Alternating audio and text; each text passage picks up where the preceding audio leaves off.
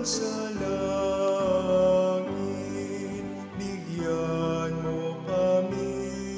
ngayon ng aming kakanin sa araw-araw, at patawarin mo ang aming mga sala para ng pagpapatawad namin sa nagkakasala sa amin. At huwag mo kaming ipahintulot sa tukso, at iadya mo kami sa